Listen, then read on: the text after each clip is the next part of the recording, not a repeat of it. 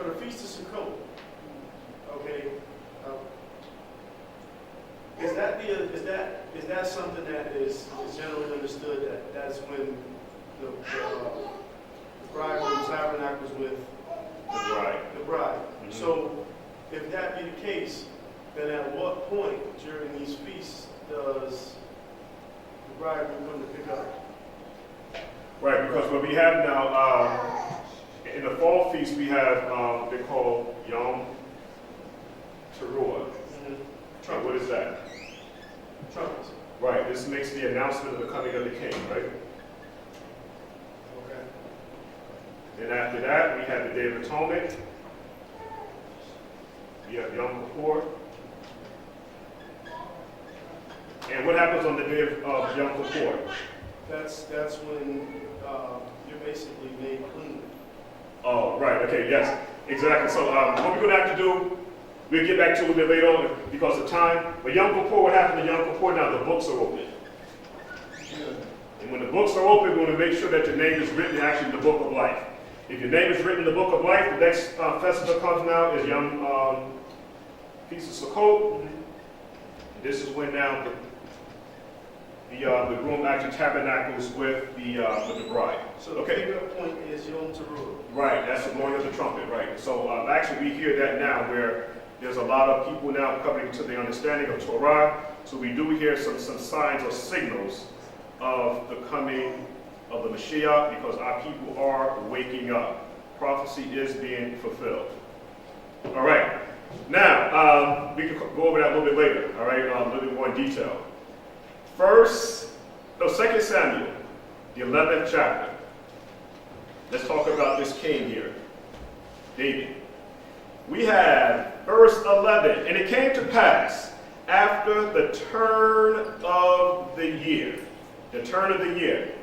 What time of the year is this? Spring. Hallelujah. It's the spring.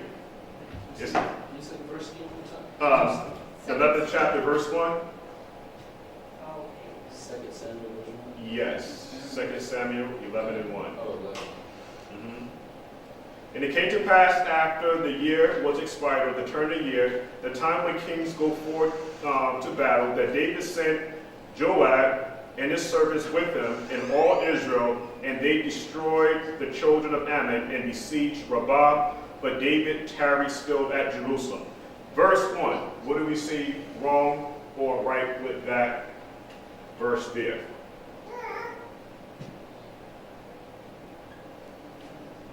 It came to pass after the year was expired, at that time when kings go forth to battle, that David sent Joab and his servants with him and all Israel, and they destroyed the children of Ammon and besieged Rabbah, but David tarried still at Jerusalem.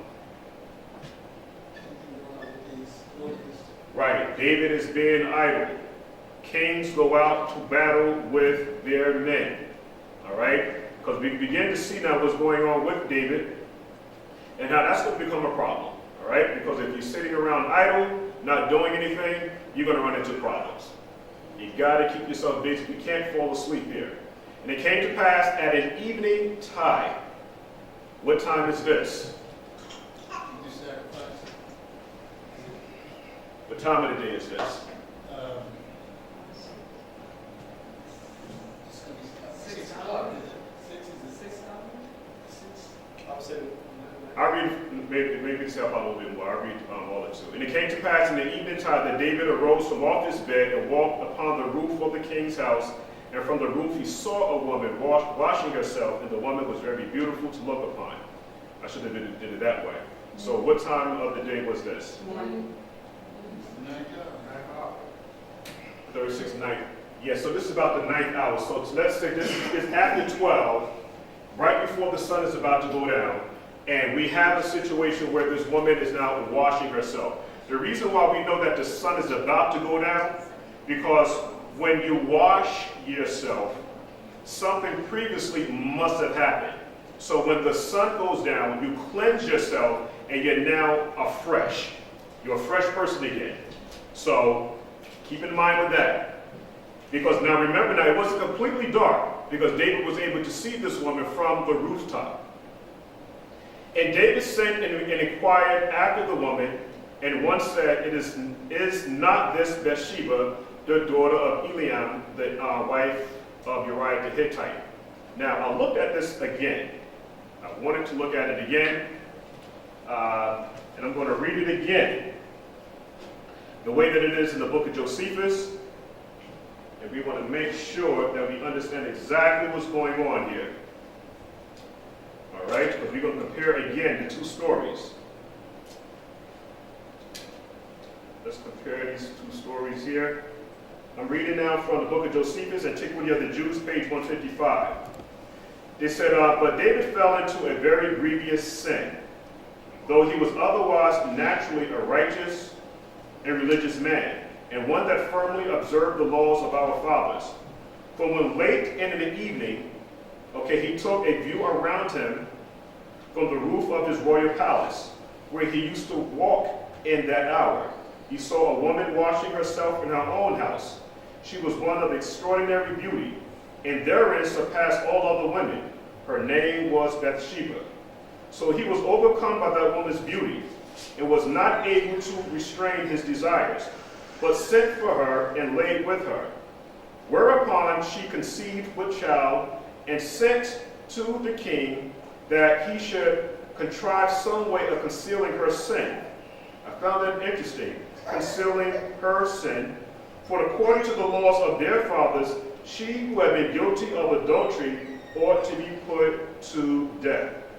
So the king sent for Joab's armor bearer from the siege, who was the woman's husband, and his name was Uriah. Now, I agree totally, 100%. It doesn't change the fact. This woman, she was married. David went into her. He didn't inquire about this woman's status before this whole situation happened between him and Bathsheba.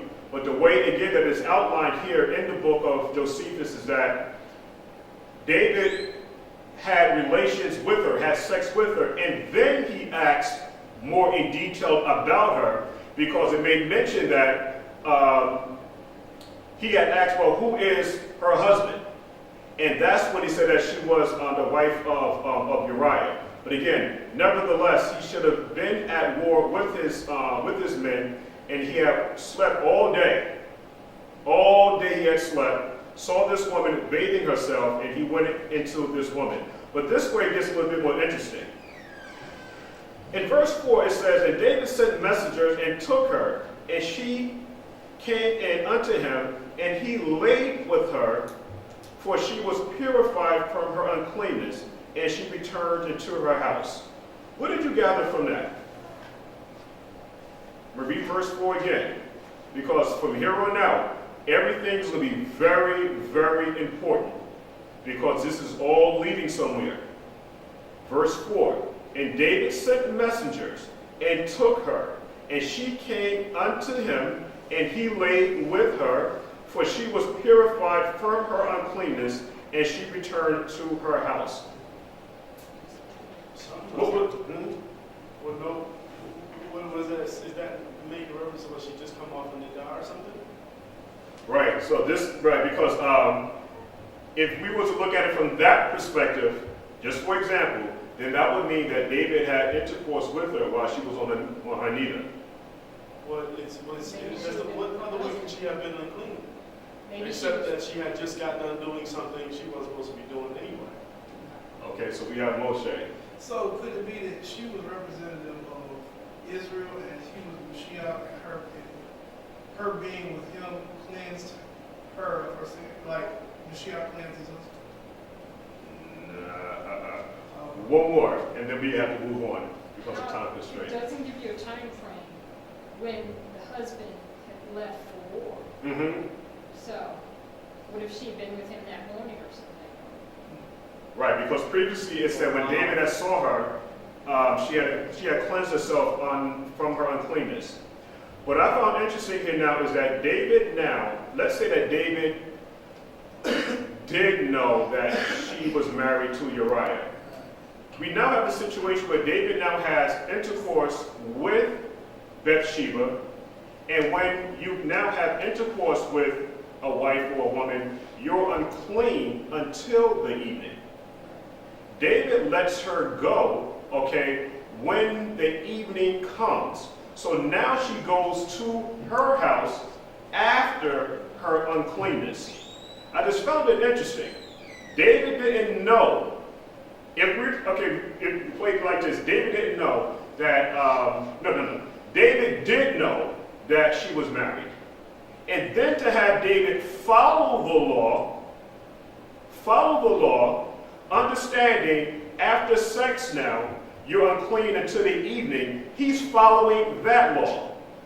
You see what I'm saying? So he did know that she was married, and then so what are we supposed to believe now? All of a sudden righteousness came back into him, and so now he's going to follow the law and say, listen, you can't go back to your husband or back to your house until after the sun goes down? It's not making sense. I don't think it's the first time David saw her. If we kept it the way that it is, it said that David actually saw her, he sent messengers. Verse 4, David sent messengers, and he took her, and she came into him, and he lay with her, and for she was purified from her uncleanness, and she returned into her house. Let's read on. And the woman conceived, and sent and told David, and said, I am with child. Now, we have a situation here where after this event happened, when did this woman conceive? In springtime, right. She conceived in the springtime. But what was interesting here, we had talked about this so many times before, she conceived during the period of her ovulation, right? Everybody agree? Yes. No? Is it possible? Yes. Okay, because again, we have to do, there has to be time. There's time. So she calls David, okay, after she finds out that, hey, I'm pregnant. What else is interesting here now is that people were saying that she was actually David's wife. This is the way that customs run in the so-called Middle East, especially if he's a king. If he's a king and he's interested in the woman, what the king does, he inquires of the woman, let the woman know what his intentions are. He brings that woman from out of her house into now a place, it's like a place in the middle. She stays there for a preparation time, and then she becomes the queen. Your example now is going to be the situation that happened between the Persian king and Chadasha. Remember now is that he was looking for a queen because he had dismissed his queen, because when he called for her, she didn't come. And so we have a situation, remember all the women were getting together, it was bathing in all of the scents and all the oils and all the perfumes, and then after a year's time, he chose Chadasha, right, Esther. What was going on here? David fell asleep. David was with her because of lust. That was all about lust here. All right, so we're going to pick it up again. And the woman conceived and sent and told David and said, I am with child. And David sent to Joab, saying, send me Uriah the Hittite. And Joab sent Uriah to David. And when Uriah was coming to David, David demanded of him how Joab did, and how the people did, and how the war prospered. And David said to Uriah, go down to your house. Now look how wicked this is becoming. He slept with the man's wife. All right? She's pregnant. So what I'm going to do now, we're going to conceal this thing here. All right? What I want you to do, Uriah, I want you to go down to your house, because you've been at war. You go now and sleep with her. That way the child looks like it's yours. All right? So again, David became very idle at this time. And about this time, he's around 50 years old at this time. Now, and David said to Uriah, go down to your house and wash your feet. And Uriah departed out of the king's house, and there followed him some of the king's meat from the king. Uriah slept at the door of the king's house with all the servants of his sovereign David, and went not down to his house. Uriah the Hittite was a righteous man in this order, is that he paid loyalty to David. He was one of David's chief servicemen in the military, and this man, here, chose rather to guard the king rather than go back home to his his wife. What I found interesting, because there's so much here, all right, because I'm going to try to speed things up here because there's a lot of stuff that I'm missing out. What I found interesting with this whole thing here now, with the ministry of the Father, there might be times where you have to go out and do things for the Father. What's happening in Western society is that a lot of times we like to be under our women a lot, where back then, as far as building a nation and going to war, men went to war and they were away from home for a very, very long time. A long time. So it was all about sacrificing. And right about now, a lot of people don't like to make that sacrifice. So we have now Uriah now making this sacrifice now for building the nation of Israel. Building the nation. So everything takes a sacrifice, and that sacrifice is coming first from the man. The man. He makes that sacrifice. Now watch how this is so interesting here. And when they had told David, saying, Uriah went not down into his house, David said unto Uriah, comest thou not from thy journey? Why didst thou not go down into your house? Uriah said unto David, watch this, the ark of the covenant and Yashra'al and Judah abide in tents, and my sovereign Joab and the servants of my sovereign are encamped in open fields. Shall I then go down into my house to eat and to drink and to lie with my wife? As thou livest, and as thy soul liveth, I will not do this thing. What is happening in verse 11? It's the sacrifice. He that loveth mother, brother, father, or sister more than me is not worthy of the kingdom here. This man here is kingdom material. What is the lesson that we should be learning from this?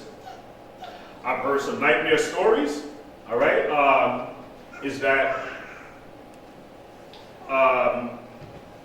brothers leave and do their ministry, and they'll leave their Ishas at home alone by themselves. That's division. You heard what I just said? When you come into this walk and you do this ministry, and if the Father says, listen, Zacchaeus, I need for you to do X, Y, and Z. I need for you to go to New York and stay 3 months to do my work. It's been said that that's causing division because you left the Isha alone at home by herself to take care of the kids, cook, pay bills, and all these other things. See, there seems to be a problem with Western thinking versus Scripture. We get to your question because we have to speed things up a little bit here. It's just what I'm trying to show here now is that do we truly understand once you come into this walk, it's going to take a sacrifice.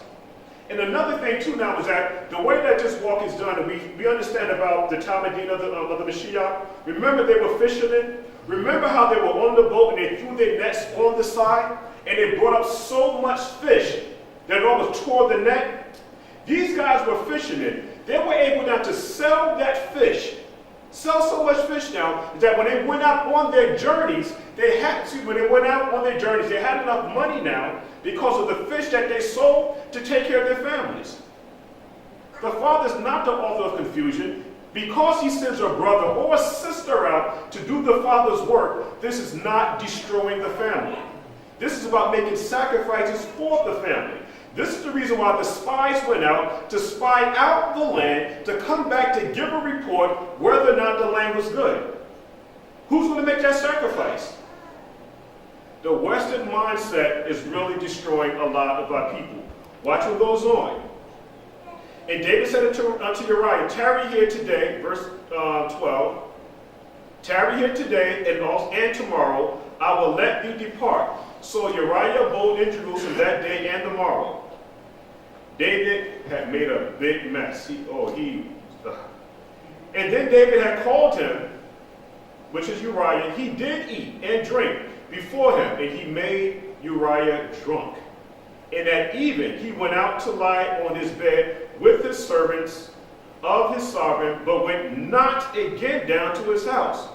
And it came to pass in the morning that David wrote a letter to Joab and sent it by the hand of Uriah. David's pissed off now. All right? I don't know what I'm going to do. I'm trying to cover this thing up now. This man would not go back home and have sex with his wife because I need to cover up my sins here. Because this is blasphemy now amongst the whole nation. he slept with another man's wife. Now, and it came to pass when Joab observed the city, verse 5, and he wrote the letter saying, set you Uriah in the front line of the hottest battle, and leave him there. Leave him there. I gotta have this guy dead. He has to die. He won't go back to his house, kill him, and retire you from him that he may be smitten and die. And it came to pass when Joab observed the city that he assigned Uriah into a place where he knew that valiant men were. And the men of the city went out and fought with Joab, and there fell some of the people of the service of David, and Uriah the Hittite died also. Then Joab sent and told David all these things concerning the war, and charged the messenger, saying, when thou hast made an end, watch what Joab is saying. And he charged the messenger, saying, when thou hast made an end of telling the matters of the war, and to the king David, and if so be the king wrath arises, because a lot of David's valiant men had died. All right? And if it so be that the king's wrath arises, and he say unto thee, wherefore approach you so near unto the city when you did fight? Know you not that they would shoot from the wall? Who smote Abimelech? So he's giving them an example. Who smote Abimelech, the son of Jerubbaal? Did not a woman cast a piece of millstone upon him from the wall that he died in Thebez? So when you're going out to war, you don't immediately go to the wall. All right? Because, again, this will happen. You need to secure and take care of anything on the wall, and then you go overtake the wall and then go into the city. They set up Uriah something terrible. Set him up. Okay, why went you near into the wall? Then say to David, your servant Uriah the Hittite is dead also. So now this satisfies David. It's satisfied because his mission is now accomplished. But watch how David gets even more wicked in this situation. So the messenger went and came and showed David all that Joab had sent for. And the messenger said unto David, surely the men prevailed against us and came out unto us into the field, and we were upon them unto the entering of the gate. And the shooter shot from the wall from your servant, and some of the king's servants be dead, and the servants of Uriah the Hittite is dead also. Then David said unto the messengers, thus shalt thou say unto Joab, let not this thing, watch what David said. David said to his messengers, thou say unto Joab, let not this thing displease you, for the sword devoureth one as well as another. Make thy battle more strong against the city and overthrow it, and encourage thou him. And when the wife of Uriah heard that Uriah, her husband, was dead, she mourned for her husband. And when the mourning was past, David sent and fetched her to his house, and she became his wife and bare a son. But the thing that David done displeased Yahuah. And I stopped there. What just happened here? Well, it seems like Uriah knew what was going on. Who? Joab? Joab knew what was going on. Yeah, that's why he said, don't let it displease him. Yeah. He knew what was going on, what David was doing. But he was the king. Okay, hallelujah, that's it. Okay, and we pick this up again the next time I come out, but I'm not,